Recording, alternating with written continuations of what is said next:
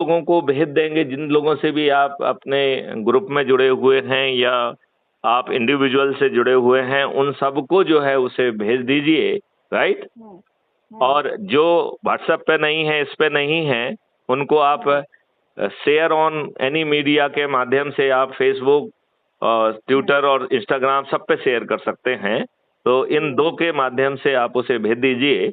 अपना एक संदेश छोटा नीचे जरूर जोड़ दीजिए और अपना नाम और मोबाइल नंबर लिख के जितने भी लोग हैं उनके पास यदि भेज देती हैं, इसके साथ ही सत्यनारायण कथा का तीसरा अध्याय समाप्त हो गया।